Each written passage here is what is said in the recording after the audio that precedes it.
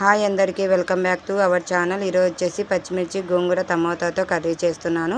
ఇదైతే పలావులోకి, బిర్యానీలోకి, బగారా రైస్లోకి, టమోటా రైస్లోకి దేనికైనా చాలా యూజ్ అవుతుంది.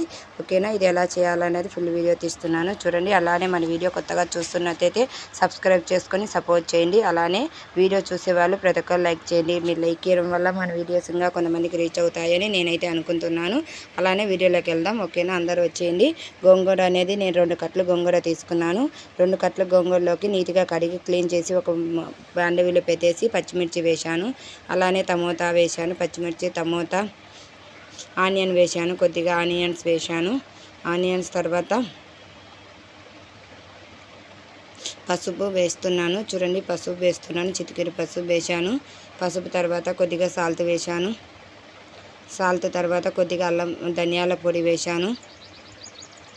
ధనియాల పొడి తర్వాత కొద్దిగా అల్లం వెల్లుల్లి పేస్ట్ వేశాను. అల్లం వెల్లుల్లి పేస్ట్ వేయడం వల్ల చాలా టేస్టీగా కూడా ఉంటుంది. ఇది కట్ రైస్లోకి, ఏ రైస్లోకి చాలా బాగుంటుంది కాబట్టి ఓకేనా. ఏ రైస్లో తిన్నా, బిర్యానీలో, పలావ్కి, ఏ దాంట్లో అలానే కొద్దిగా కరివేపాకు వేసుకున్నాను.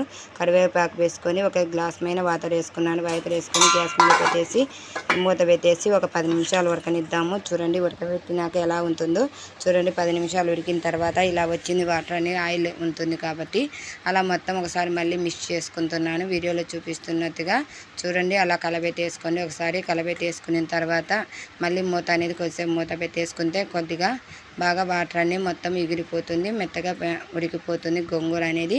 గోంగూర త్వరగానే ఉడుకుతుంది కానీ పచ్చిమిర్చి టమోటా ఉడకాలి కాబట్టి అలా పెట్టాను చూడండి. అలా మెత్తగా మొత్తం అయిపోయింది. తర్వాత ఒక పప్పు తీసుకొని పప్పు ఉనుపుతాం కదా, దాంతో మెత్తగా మ్యాచ్ చేయండి నీట్గా. పచ్చిమిర్చి టమోటా అన్నీ మొత్తం మెత్తగా మ్యాచ్ చేయాలి చూడండి. మ్యాచ్ అయిన తర్వాత ఇలా వస్తుంది. ఇలా వచ్చిన తర్వాత మనం అనేది పోపు పెట్టేసుకుంటే మనకెంతో రుచికరమైన గోంగూర కర్రీ అనేది రెడీ అయిపోతుంది. ఆయిల్ వేస్తున్నాను. వేరే బాండీలు పెట్టేసి కొద్దిగా ఆయిల్ వేశాను. ఆయిల్ వేసిన తర్వాత పోపు దినుసులని ఆవాలు వేశాను. ఆవాలు వేసిన తర్వాత ఎండుమిర్చి వేశాను, కరివేపాకు, ఆనియన్స్ వేశాను. ఆనియన్స్ వెల్లుల్లి కూడా వేశాను. 2 మిక్స్ అయింది వీడియోలో. అలానే అన్నీ మొత్తం కలిసి అన్నీ కలిసి బాగా ఎగనివ్వాలి. రెడ్ కలర్ రావాలి. ఆనియన్స్ అనేది రెడ్ కలర్ వచ్చేంత వరకు బాగా ఎగుతుంది మనకు.